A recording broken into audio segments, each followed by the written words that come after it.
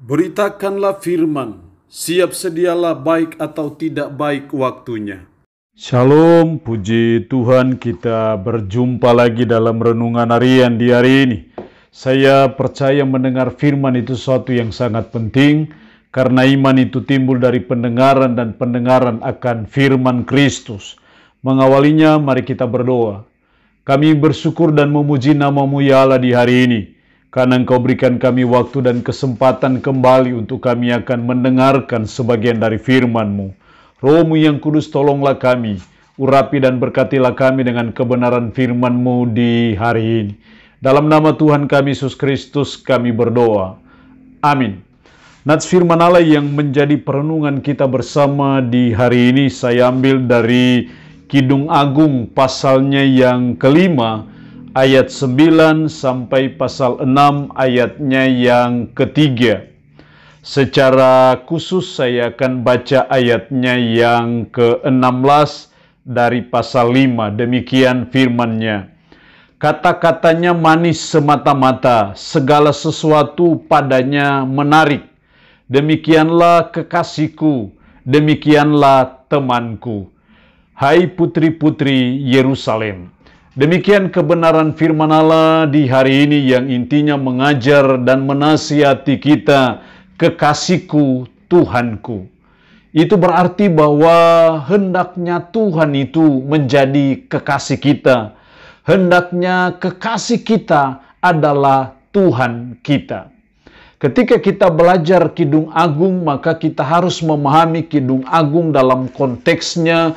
Ini menunjuk kepada suatu hubungan antara Allah dengan umat Israel, tapi juga hubungan Kristus dengan gerejanya, yang di sini disimbolkan dalam suatu hubungan keluarga, hubungan suami istri. Ketika kita memahami Kidung Agung dalam perspektif seperti itu, maka itu berarti bahwa cerita Nats yang ada dalam Kidung Agung itu adalah suatu hubungan suami istri yang digambarkan menunjuk kepada suatu hubungan antara Allah dan umat Israel ataupun Kristus dengan gerejanya. Nah, karena itu dalam nats ini kita belajar bagaimana sang penulis Kidung Agung ini sedang menjelaskan bahwa kekasihku, Tuhanku. Tuhan adalah kekasihku. Nah, kalau Tuhan adalah kekasih kita, kalau Tuhan adalah kekasihku, maka di sini ada dua hal yang dituntut. Baik dari sisi sebagai hidup kita atau diri kita, tapi juga dari sisi Tuhan sebagai kekasih kita.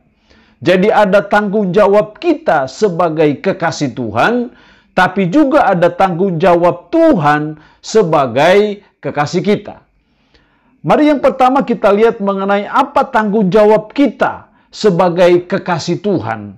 Dalam ayat 9 sampai dengan ayatnya yang ke-16, kita melihat di sini bagaimana pujian, bagaimana pengagungan dari kekasih perempuan kepada mempelai laki-laki. Dalam ayat 9, apakah kelebihan kekasihmu daripada kekasih yang lain, hai jelita di antara wanita? Terus dia mulai menjelaskan apa kelebihan dari kekasihnya. Ayat 10, putih bersih dan merah cerah kekasihku, menyolok mata di antara selaksa orang. Bagaikan emas, emas murni kepalanya, rambutnya mengombak hitam seperti gagak. Dan seterusnya, matanya bagaikan merpati. Di sini adalah bagaimana sang mempelai perempuan mengagungkan kekasihnya. Disinilah kita melihat tanggung jawab kita sebagai kekasih Tuhan adalah kita mengagungkan Tuhan yang adalah kekasih kita. Kalau kekasihku Tuhanku, maka menjadi tanggung jawab kita supaya kita mengagungkan Tuhan kita. Supaya kita memuji Tuhan kita yang adalah kekasih kita.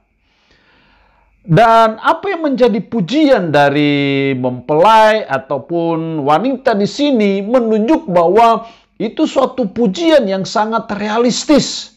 Walaupun pujian-pujian di sini bersifat lahiriah, tapi sesungguhnya itu suatu gambaran bagaimana dia mengagungkan kekasihnya, yaitu Tuhan. Karena itu mari kita belajar sebagai umat, sebagai orang percaya, kalau kekasihku Tuhanku, kalau kekasihku adalah Tuhanku, mari kita selalu mengagungkan Dia. Mari kita selalu memuji-muji Dia. Itulah yang menjadi tanggung jawab yang dituntut dari kita sebagai mempelainya, sebagai kekasih Tuhan. Kita terus belajar mengagungkan Tuhan.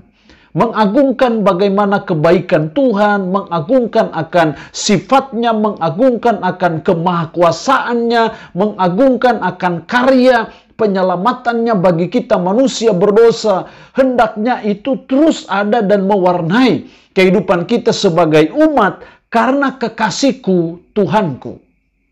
Yang kedua, bukan hanya tanggung jawab kita, tetapi juga tanggung jawab dari kekasih kita, yaitu Tuhan kita.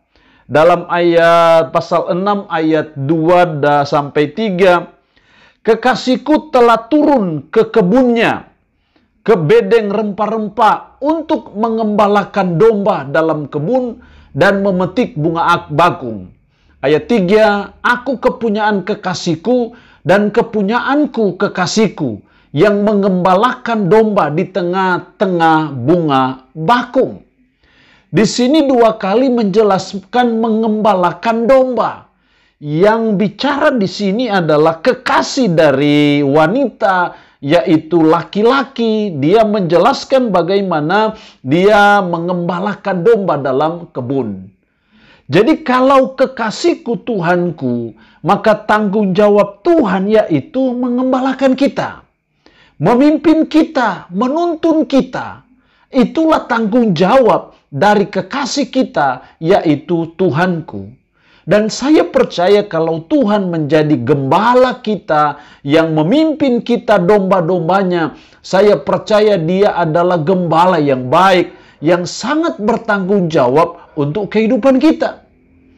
Jadi menjelaskan mengembalakan domba itu menunjuk suatu tanggung jawab dari kekasih kita, yaitu Tuhan kita, dalam mengembalakan kita domba-dombanya, mengembalakan kita umatnya, mengembalakan kita yang adalah kekasihnya. Itulah yang menjadi tanggung jawab Tuhan yang adalah kekasih kita. Dan saya percaya Tuhan Yesus Kristus yang adalah kekasih kita adalah gembala yang baik, yang sangat bertanggung jawab penuh atas seluruh kehidupan kita, baik secara jasmani maupun rohani, baik keselamatan kita yang bersifat kekinian, tapi juga keselamatan yang bersifat keakanan. Itu menjadi tanggung jawab dari sang gembala baik, gembala yang baik yang namanya Yesus Kristus. Yang dituntut dari saudara dan saya adalah mari kita jadi domba-domba yang baik, domba-domba yang dengar-dengaran, domba yang patuh kepada gembala kita, yaitu Yesus Kristus yang adalah juga kekasih kita. Allah yang punya firman ini memberkati kita dengan firman-Nya di hari ini. Amin. Mari kita berdoa. Puji syukur untuk kebenaran firman-Mu hari ini yang mengajar dan menasihati kami. Kekasihku, Tuhanku. Ajar kami dan tolong kami supaya kami menjadikan Tuhan adalah kekasih kami dan tidak ada yang lain. Karena itu kami dituntut tanggung jawab untuk kami mengagungkan Tuhan yang adalah kekasih kami. Tapi juga kami percaya Tuhan yang adalah kekasih kami punya tanggung jawab untuk mengembalakan kami, memimpin kami, bertanggung jawab penuh atas kehidupan kami, dan tolong dan ajar kami sebagai domba untuk menjadi domba yang baik, domba yang dengar-dengaran. Roh-Mu yang kudus tanamkanlah, meteraikanlah firman dalam hati dan pikiran kami, dan sanggupkan kami untuk bisa memperlakukan firman ini dalam hidup kami sehari-hari. Hamba mohon berkat-Mu bagi umat-Mu yang mendengarkan renungan harian di hari ini. Diberkatilah mereka dengan berkat-berkat jasmani maupun berkat-berkat rohani. Yang sakit hamba berdoa dalam nama Yesus. Tuhan lawat dan Tuhan jamah, Tuhan sembuhkan dari sakit penyakit yang diderita. Terpuji-pujilah nama-Mu ya Allah. Dalam nama Tuhan Yesus Kristus kami berdoa. Amin. Shalom. Tuhan Yesus memberkati kita semua.